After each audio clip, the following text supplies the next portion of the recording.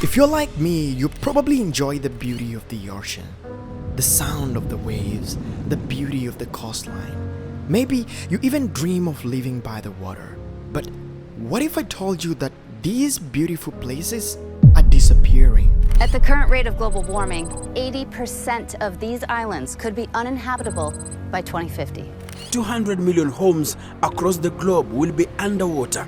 Now, let me show you something here. Globally, sea levels are rising by 3.4 millimeters every year. It doesn't sound like much, but that small change is already reshaping our planet. Data shows that the rate of sea level rise has more than doubled in the last 30 years, putting more than 1 billion people at risk. In places like Alaska and Louisiana, their land is disappearing so fast that entire communities are being forced to move.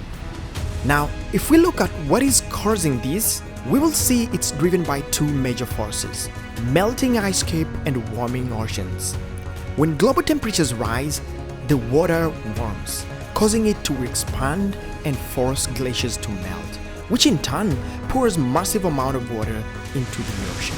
And while this is happening everywhere, some places are facing the effects more than other places.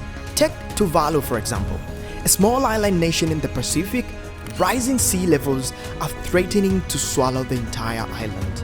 Roads are breaking apart, and families are already forced to leave their homes. With tides projected to flood half of the main island by 2050, the nation's 11,000 people are watching their land disappear.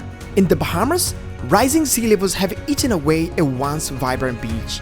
About 70,000 people lost their homes. It's a big issue that we don't have the capacity to solve on our own, and we're not seeing the support we need coming in from the global community. But what's happening here in Africa is even more shocking. In many parts of our continent, sea levels have been rising nearly double the global rates. Take East Africa, for example, where cities like Dar es Salaam and Mombasa have already seen sea levels rise by nearly 21 centimeters in just the past 30 years. That's actually twice the global average rise. In the Seychelles, one of the most beautiful island nations, coastlines are disappearing fast. Rising sea level could swallow over 5% of its land by the end of this century. The question is, how do we protect them? Around the world, cities are fighting back. New York is investing $10 billion in seawall. Tokyo's floodgates protect its streets from tsunami. And in the Maldives, floating islands are being designed as a lifeline. These solutions are very expensive. For most African cities, the cost of large-scale defense is out of reach. In Senegal, communities are restoring mangrove forests, which naturally defend against flooding.